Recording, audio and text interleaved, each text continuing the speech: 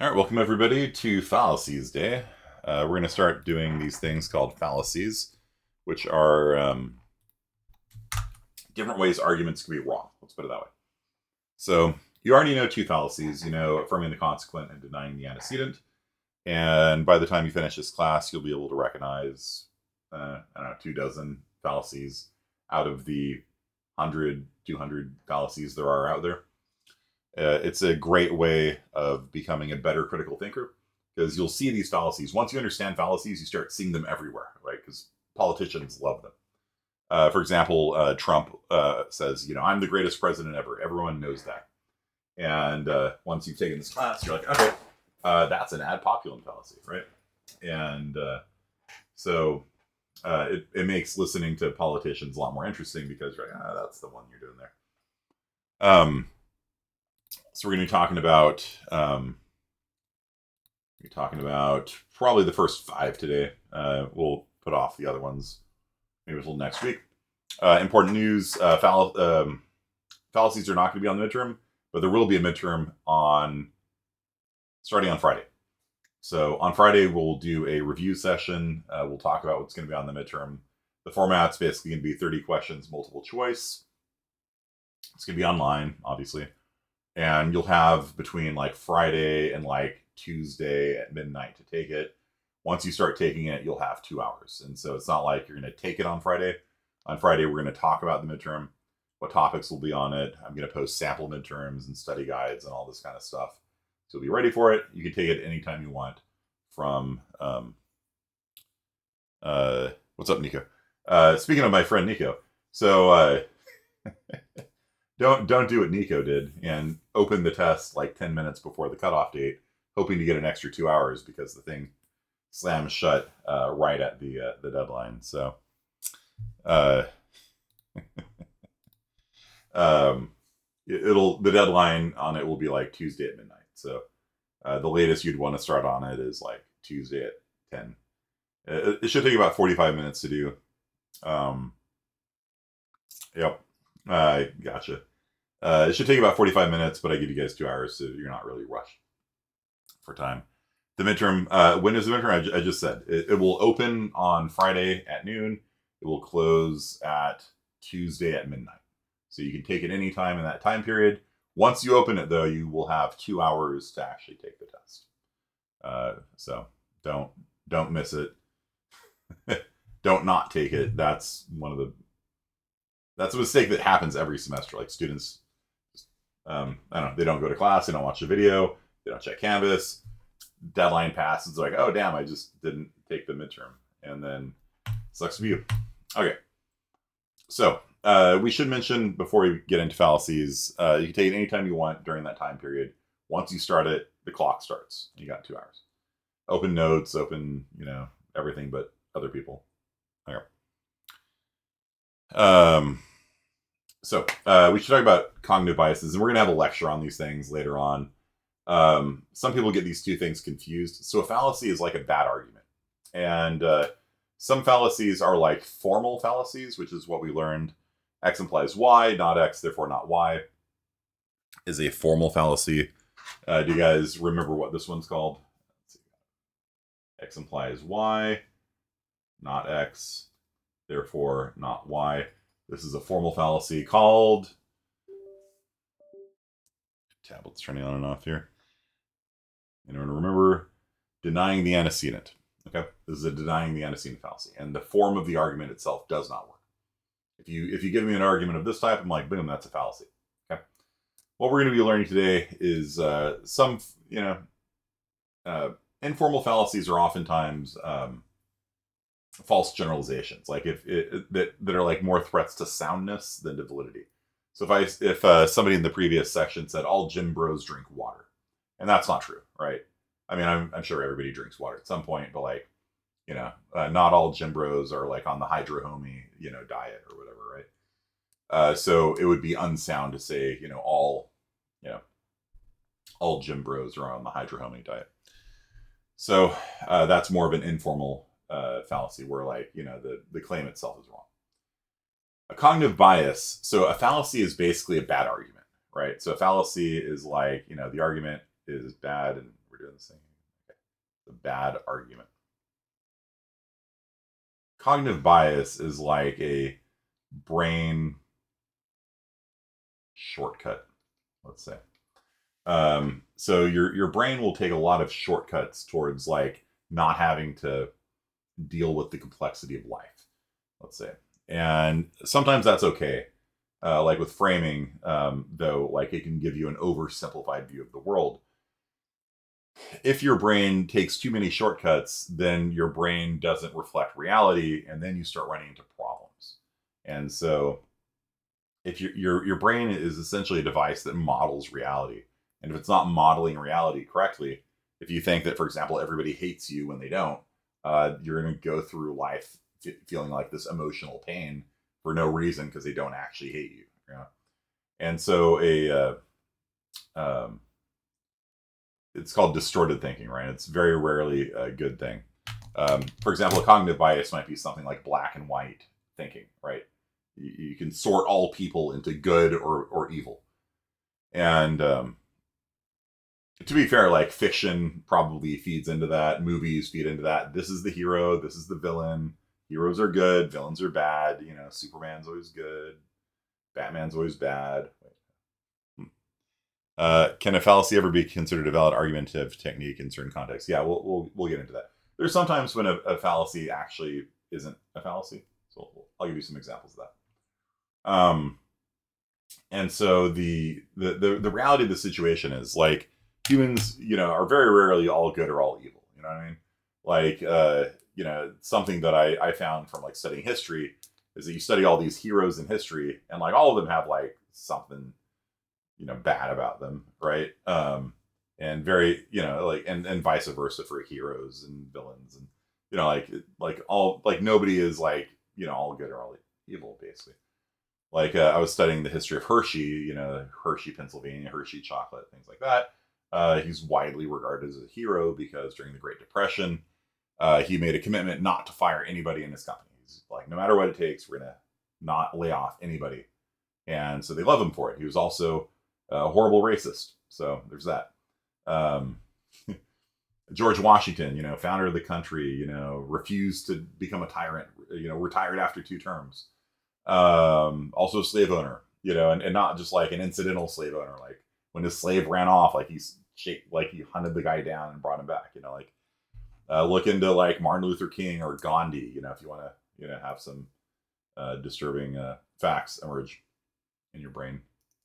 So we'll talk more about cognitive biases later, but basically these are like, you know, the point I'm trying to make here is that like we try to like just put people into a box, like they're good, they're bad. And very rarely do those boxes fit the people that we're trying to stuff into them. So that's a cognitive bias. That's not an argument, though. That's not an argument. It's just a human brain shortcut. Okay, so fallacies, though. Fallacies, though, are bad arguments. And so, and yeah, Malvia, to answer your question, yes, there's sometimes when the fallacy is actually correct. So let's get into it. Ad populum is the first one. Ad populum is the notion that something is true because everybody says it's true. Okay, so Trump's favorite fallacy is ad populum. I am the greatest president ever. Everybody says so, right? It's a classic ad populum fallacy. McDonald's fries are the best in the country, and McDonald's advertising like leans on this, right? The best selling fries in America, right? And so the notion being like they must be the best tasting fries because they're the best selling fries, and that's not true. It could just be there's more McDonald's around. You know, maybe the best fries in America are like some burger shop in like Kansas somewhere. You know what I mean? Like, it doesn't mean the McDonald's fries taste better. It just means they sell more of them, right? Fries are only good when hot. Yeah, cold McDonald's fries are just, not good. And there's a reason for that. It's because they actually developed a chemical with Dow chemicals that they spray on the fries that give them that wonderful aroma when they're hot, and the same thing is like horrible when it's cold. At least what I heard. So, are you a soggy fry guy or a crispy fry guy? I actually don't mind soggy fries, partly because of my childhood. cafeteria experiences. They would have these fries that were so soaked in oil, they were just like limp, but like, man, they were so good. It's just all oil and salt. Like, it was amazing. So Doghouse fries are only good when fresh. Yeah. But the point is like McDonald's advertises, the McDonald's fries as being the best in America because they're the best selling. That's not the case. Ford trucks, we'll say the Ford F-150 is the best selling truck in America, and that is why this is very commonly used in advertising, right? It's called the bandwagon effect. And the notion is, well, everybody else is buying a Ford F-150, so should you. Okay. Doghouse parking doesn't exist. Yeah, that's the worst part of that place. Man. So, am I the only one who parks in the parking lot across the street or like down the street from it? Yeah, it's just in the residential area and you have to walk in. Yeah, so ultimately, the reason why ad populum is a fallacy is because even if everybody says something is true, it doesn't make it true. If everybody says the moon isn't real, it doesn't make the moon not real. The moon doesn't go away, right? That's the basis of the fallacy. You guys understand?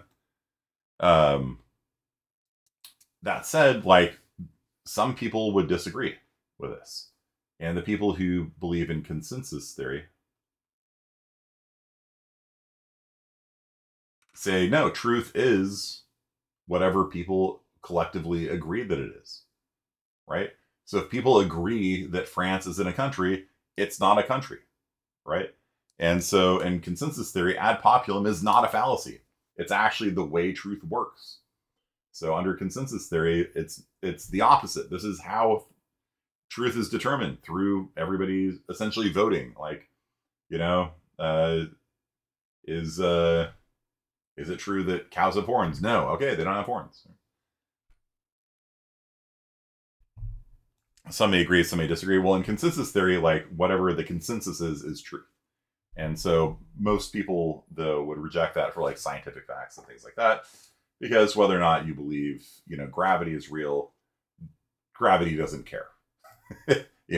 Like, who wants to vote no gravity today? Like, you can all vote however much you want. Gravity does not care. Gravity is still around doing its thing. Okay. So,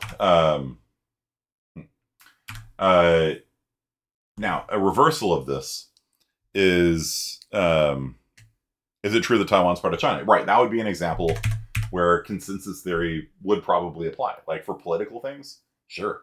Like, where do you draw the borders on a map? It's like kind of what people agree to, The Taiwan issue is, of course, horribly political, right? Like, during the COVID crisis, like, they had an issue with the WHO, like, not wanting to even say the word Taiwan, there's an interview where a reporter was like, hey, how's Taiwan doing? And the person was just like fumbling and like not wanting to even talk about it because it's so like politically like fraught with tension. So a reversal of ad populum is what if we're not talking about truth exactly, but what if we're talking about like, how do we know how something is true? How do we know if something's true? Right? Let's say you weren't there at an event and somebody said, hey, I saw this thing. You have no direct ability to perceive the event. You have no ability to do a scientific experiment on it. All you got to go on is a witness.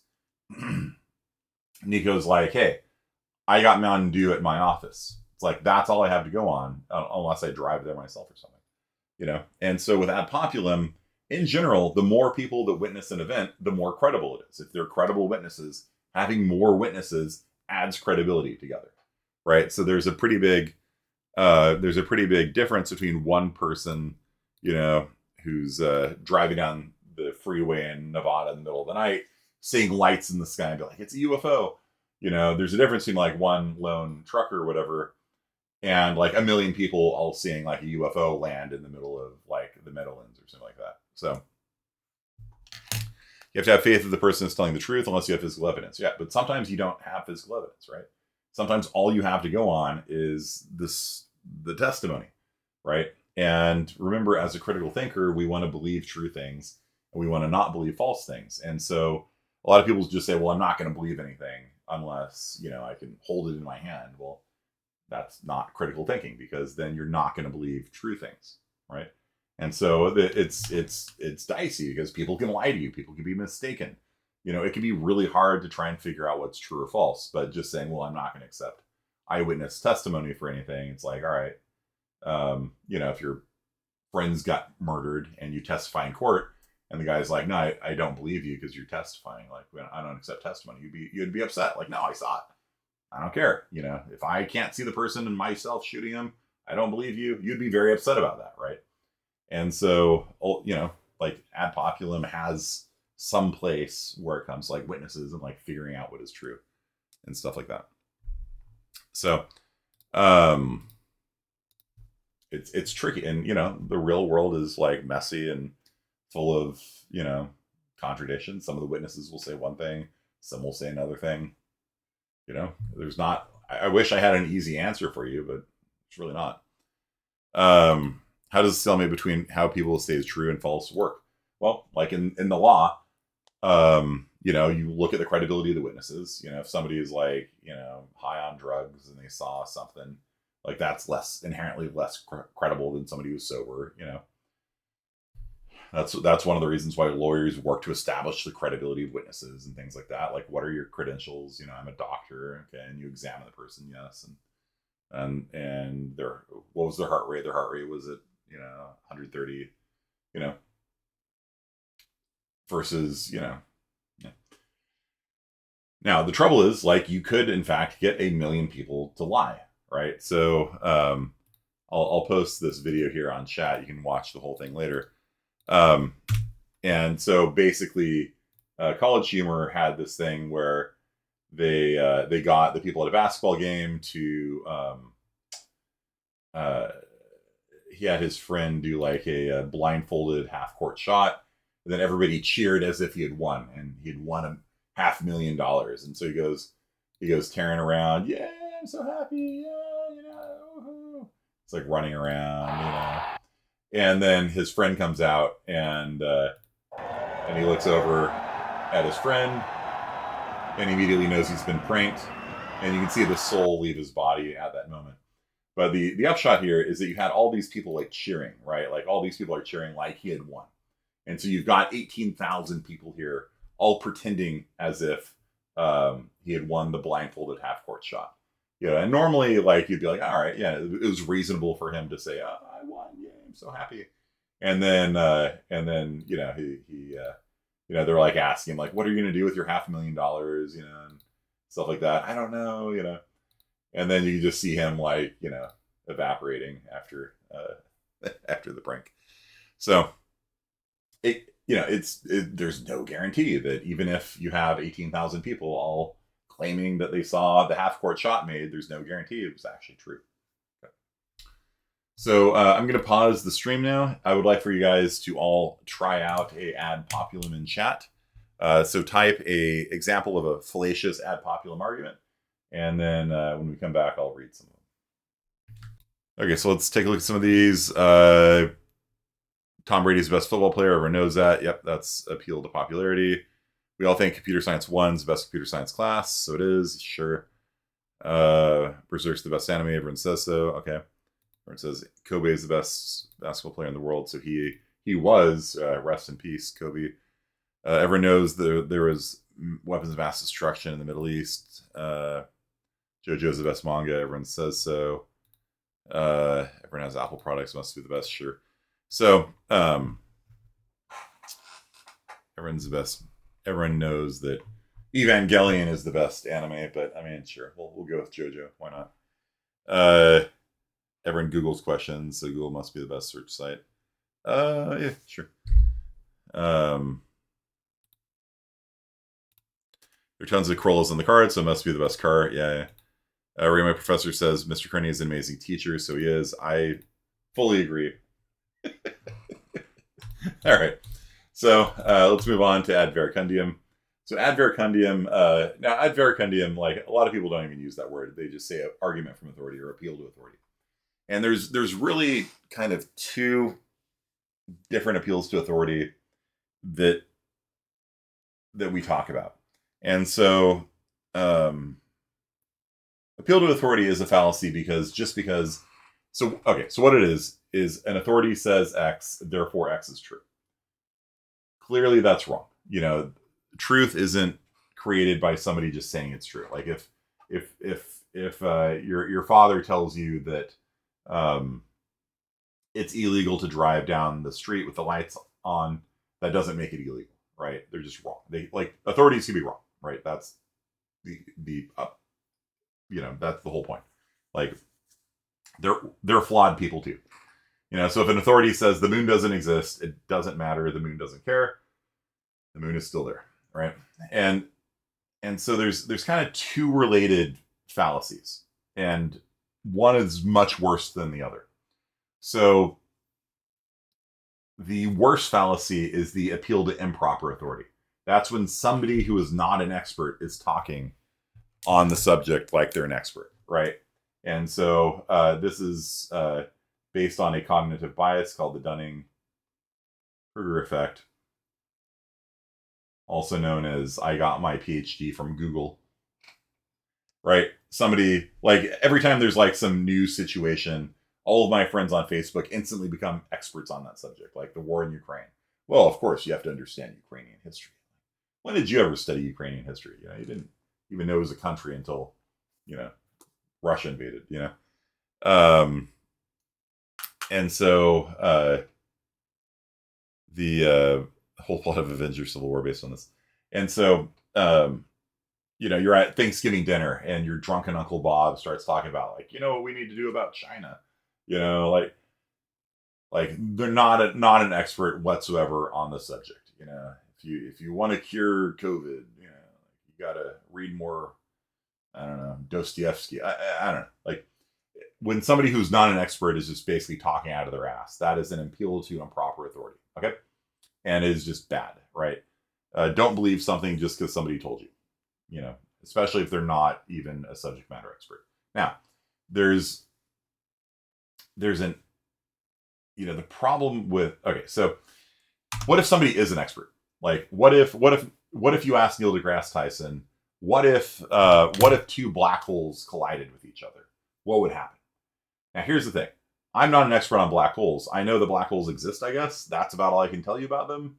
I'm not an expert. And so, like, if I want to find out what happens if two black holes collide, really the only option I have to find out the truth of the universe is I can't do an experiment. Like, I don't have black holes like in my room here. I can't test it. I don't have a laboratory that has black holes in it, right? The only way that I could probably find out what would happen if two black holes collide is by asking an authority, and hopefully somebody who's a respected, astrophysicist, right?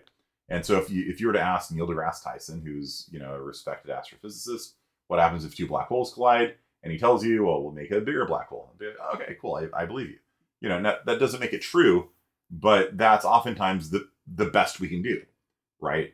It's like, how, as a critical thinker, we want to believe true things, and we want to not believe false things. And if Neil deGrasse Tyson says if two black holes collide, it makes a bigger one, I'd be like, all right, I believe you, because I want to believe true things, and you know better on this subject than I do. So is that a fallacy?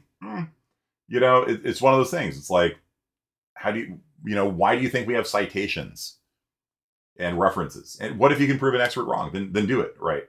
But like, Courtney says Evangelion is the best anime, so it is. Yeah, that would be an appeal to authority, whether or not it's improper authority, I don't know.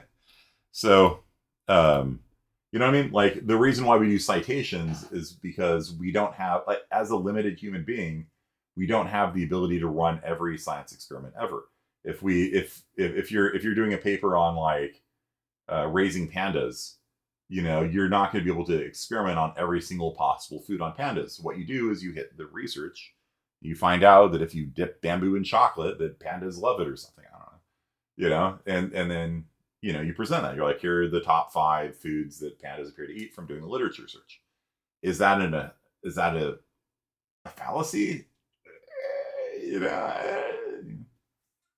hard to say because that's how science works. That's how references work. That's how citations work. Is that rather than having to replicate everything every time, you can say like, all right, well maybe they were telling the truth back in 1972 when they dipped bamboos in chocolate. I don't know. So, appeal to improper authority is bad. Like Neil deGrasse Tyson on his new Cosmos show, he did this episode on like Giordano Bruno and claimed that Bruno was like a martyr to science, which is completely wrong. Like just completely bad history, and it actually cost me a lot of respect for Neil deGrasse Tyson.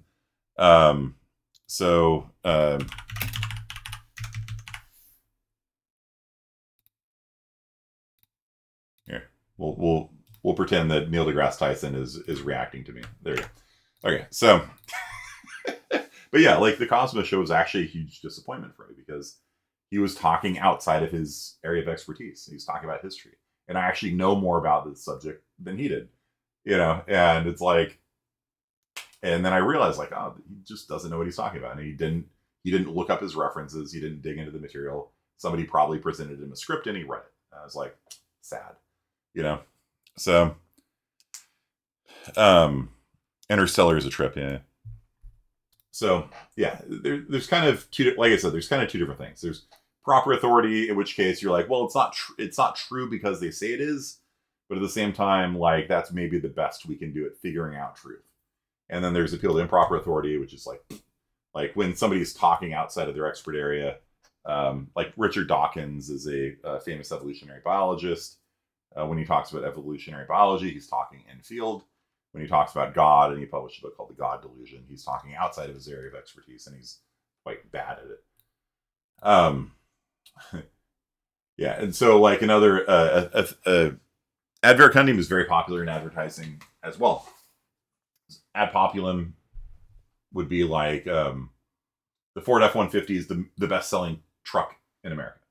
Ad populum, right? The previous one we were talking about, the Ford F-150 is the best-selling truck in America. Ad verecundium would be like Car and Driver says the Ford F-150 is the best truck in America. Doesn't mean it's true, but it's appealing to an authority rather than to the masses. And those are two very common ways of advertising to you. One is bandwagon, like everyone else is doing it, you should do it too. And the other one is, you have a movie star saying, I use, the oil of Olay or something, and so Bill Nye the Science Guy isn't a scientist, right? Yeah. Bill Nye talks outside of his area of expertise a lot as well. He is not. It actually kind of irks me, So 9 out of 10 dentists recommend insert toothpaste. Yeah, exactly. So, how those studies work. Like they'll actually they'll ask, hey, if your patient was like, I want to use Crest, would you recommend it? You'd be like, yes. 9 out of 10 dentists would recommend that you use toothpaste. Cool. My question has always been like, what about that other dentist? Like which dentist is the guy saying like, you should not use toothpaste, right? Like you shouldn't brush your teeth. Just come in, get cavities, pay us some money, like we'll drill it down and fill it. It'll be great. 3 out of 4 dentists recommend you floss. Like who's the fourth guy? Like where did that guy come in? There's always one hater. Yeah, exactly. He just puts down no, it's because the fluoride. Yeah, that's actually a great appeal to improper authority. Somebody's like, fluoride is a mind controlled chemical they put in the water. And man, I've been drinking tap water my whole life, and I'm fine.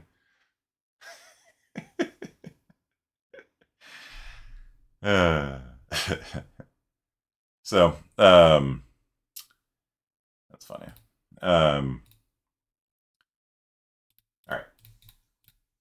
So, yeah, but really, like, pragmatically speaking, like, there's certain truth that we just can't get at as a, layman. Like, I don't have a linear accelerator in my backyard. Like, I don't have the facilities at CERN. CERN is on the French-Swiss border.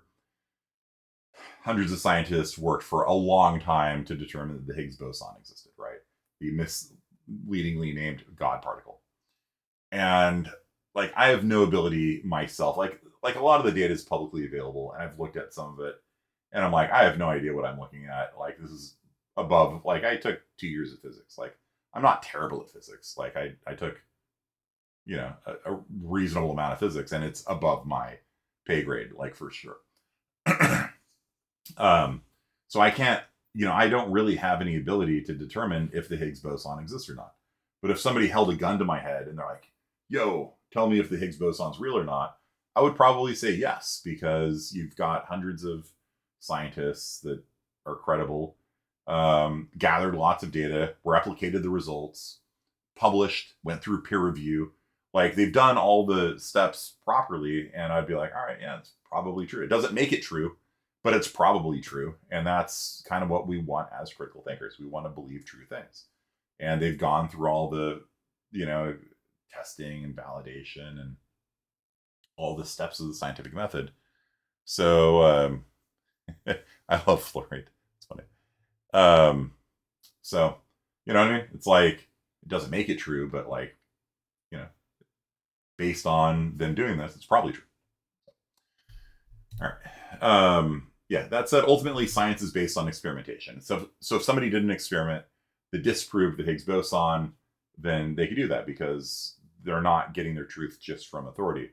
But the whole system of like references and citations is based on the notion that these people are probably telling the truth. They could be wrong, but they're probably telling the truth. They went through peer review, they have their data, and so you can do studies based on other studies instead of doing everything directly yourself, because that wastes a lot of time to redo everything every time. You should redo it sometimes, but you shouldn't redo it every time, because then you're just never making any progress. You guys understand? So I'm going to pause the stream now and give me an appeal to improper authority. Don't give me an appeal to proper authority. Don't say, like in the previous class, somebody said Tom Brady is the best quarterback because he says he is. Tom Brady is actually an expert on football. He's not an expert on, women, apparently. He's not an expert on, international politics, but I would say Tom Brady is an expert on football. Legitimately. So that would not be an appeal to improper authority. I want everybody now to give me an appeal to improper authority. Somebody who's speaking out of their area of expertise on a subject they don't know anything about, essentially. Okay. I'm going to pause the stream and then come back and read something. All right, coming back. Talk shows are a great example of improper authority.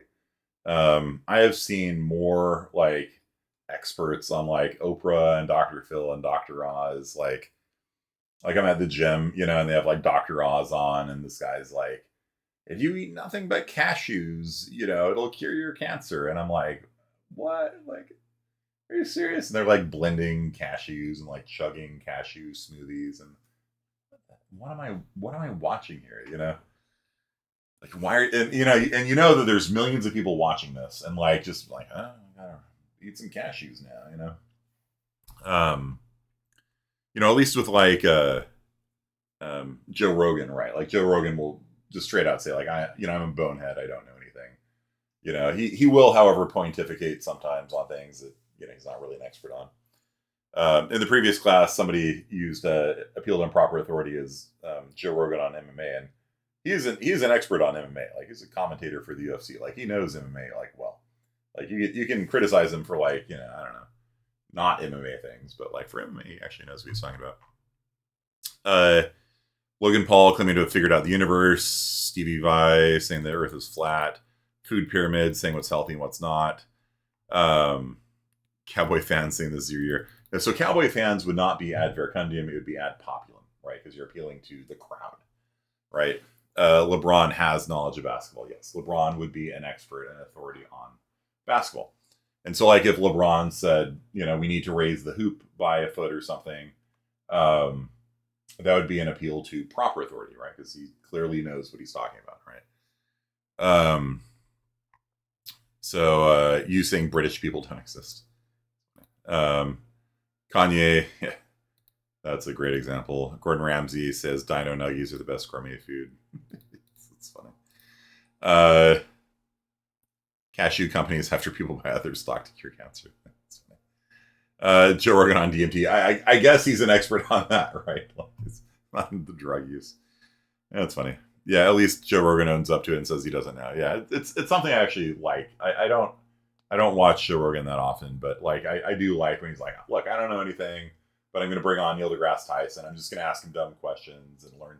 And like, you know, over the years, like you can actually see like he's actually become actually rather educated, like to a certain extent, right? Like he just keeps talking to all these like interesting like doctorates and things like that for hours, and so like in later episodes, like he'll like mention something from like you know, this doctorate said to me something about, you know, the Turing hypothesis or something, and what?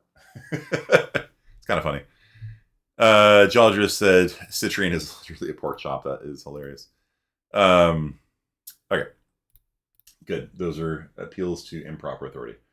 All right, equivocation fallacy. So equivocation fallacy is when you use the same word in two different contexts. So, for example, mankind does not mean just the male gender, right? Like some people claim it does, and it's like, does it? I don't think so. Like, you know, if aliens said they're going to come and wipe out mankind, like I don't know anybody who would interpret that to mean like they're going to kill just men and leave women behind, right? If aliens are coming to kill mankind, they're killing all humans on the planet, right? And so, but I was literally reading a style guide yesterday that's like mankind is gendered, and it's like I don't think so. So here it's referring to mankind, right? Human, right? Man is mortal.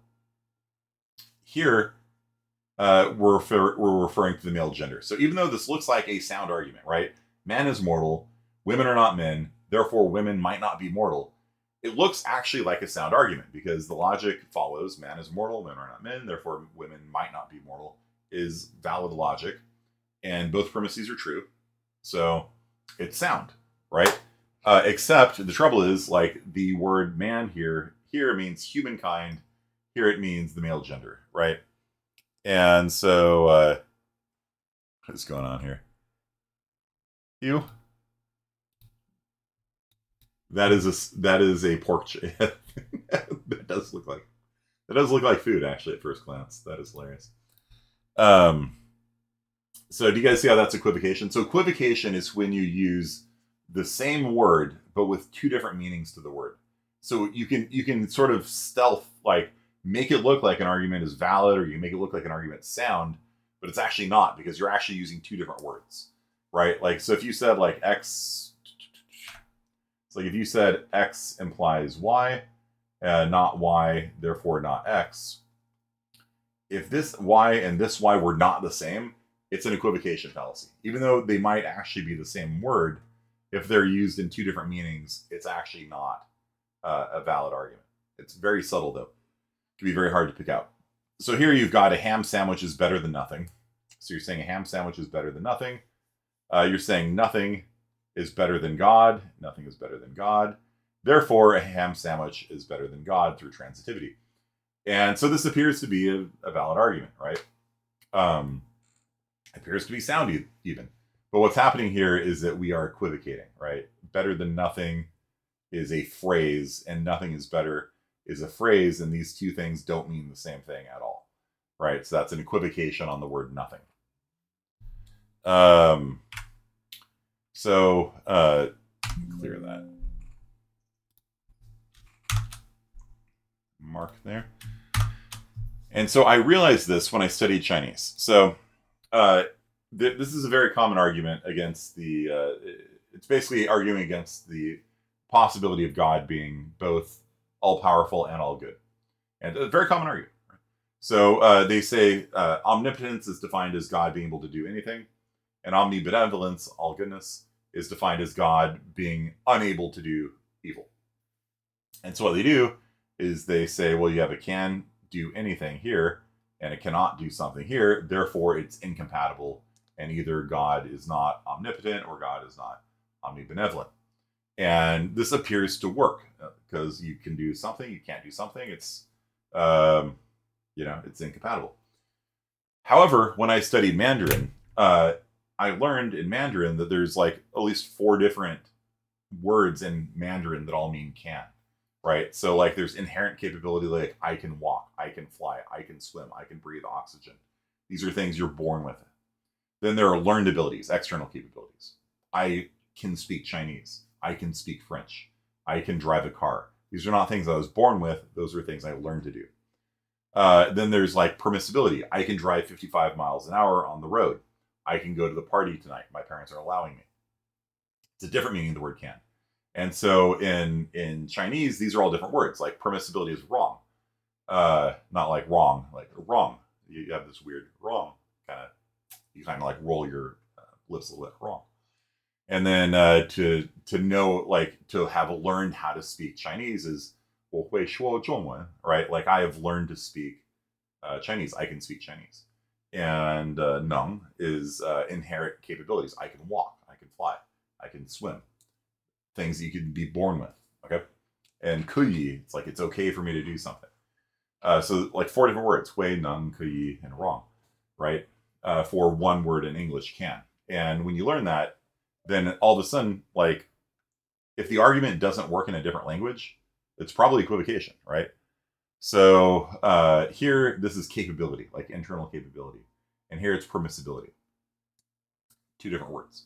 And so when you translate in Mandarin, the argument doesn't work. That's a clear sign it's equivocation.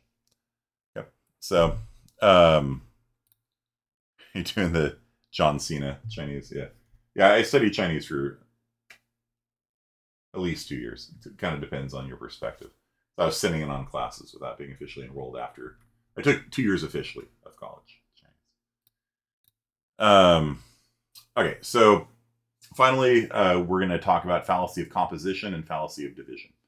So fallacy of composition says that which is true of like the individual is true of the group. Okay. So a gumball machine is made of gumballs, therefore it is chewy, would be a fallacy of composition, right? Because there's gumballs instead of a gumball machine, therefore a gumball machine, you can chew it in your mouth. Clearly wrong, right? Humans contain atoms. Atoms have no intrinsic value. Therefore, humans have no intrinsic value. Fallacy of composition. A car has tires. Therefore, a car is tires. Fallacy of composition. Now, sometimes this works. And so sometimes properties are transitive, right? So like if all parts of let's say all parts of this cup here conducted electricity, then the whole thing could conduct electricity, right? Because it's a transitive property. If multiple things that conduct electricity touch each other, the whole thing conducts electricity based on, the principles of resistors in series and things like that. I'm ugly. My friends think I'm beautiful. Therefore, my friends and I are all ugly. I wouldn't say that's a fallacy of composition. I see what you're saying. If you're ugly, then you're assuming that everyone in your group is ugly. Yeah, that would arguably be a fallacy of composition. If you have a number series and all the numbers are even, you add them together, the result's even. That's again an example of like a transitive property where this wouldn't apply. Sometimes properties are transitive like that, like they apply to the group and they apply to other things like that. So you have to be a little bit careful with fallacy of composition, but in general, reasoning from an individual element in a group to the group itself is bad, and it ties into something called like a false generalization fallacy and things like that. So fallacy of division is the other way. So this is reasoning from the group. So you've got the group, or you got a label or something like that. You get vegetarian or vegan or something like that, down to the individual. So the Democrat Party has on their platform, like in the platform of the Democrat Party, they support gun control. You're a Democrat, therefore you must support gun control. Not necessarily true. Not everybody in a group shares all of the views of the group. In fact, I'd say there's 0 people that I agree with 100%, let alone a group, And so if you're a Republican and somebody says, "Oh, you must like guns," not necessarily true. That's a fallacy of division, right? So basically, you can think of almost any stereotype you want, and Say, well, you're a member of that group, therefore you must X, Y, and Z. This is extremely common on social media. Once somebody knows what your label is, they will deduce all sorts of false things about you. Oh, you're a Christian, you must hate X, Y, and Z. Oh, you're a Muslim, you must be da da da da da. Oh, you're a Hispanic, you must da da da da da. Right? They're inferring that what is true of the group as a whole is true of you as an individual. Extremely common, as I'm sure you've all seen on social media. Like once somebody gets your label, then they'll just deduce all sorts of false things about you. Sometimes they're right, maybe, but they'll just think they know you because they know what group you're a member of, and that's incredibly annoying. And so, one of the best ways to avoid this is simply never to say I am a X. So don't say I'm a vegetarian. Don't say I am a Republican. Don't say I'm a Democrat. Once you do that, they'll label you and they'll deduce false things about you. If you don't ever give them a label to hang, like framing, right? We talked about last week. If you don't give them that frame to hang on to, then they actually have to try and figure out what you actually believe, and they actually have to pay attention to what you're saying, versus being able to just immediately leap to a conclusion. So, college students are broke. You're a college student, you must be broke. Yep, there you go. Very good, Arian. Assignments give me headaches. Painkillers will get rid of my headache. Therefore, painkillers can get rid of my assignments. It's a fallacy. It's not a fallacy of composition or division.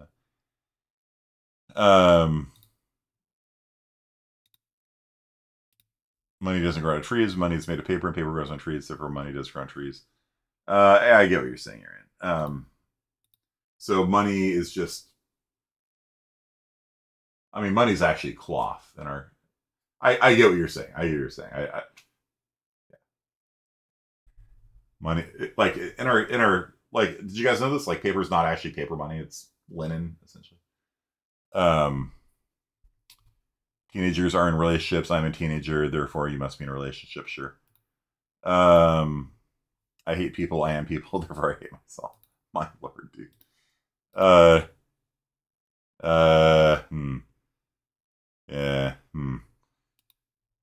Not going to read that one on the live stream. Let's just say that, yeah, most stereotypes can fit into the fallacy of division, right? You're a member of a group, therefore you must, have all the properties of that group. Okay, so go ahead and we're already 5 minutes over time. So go ahead, and if you are still hungering for participation points, go ahead and post a fallacy of division on chat right now. Try and not do anything that's going to get me canceled, please. And and then I will see you guys on Friday, where we will do the midterm review. All right. Peace out, guys. I'm gonna be on chat for the next 5 minutes or so. So feel free to participate, earn your updates, and then I'll see you guys on Friday. Peace.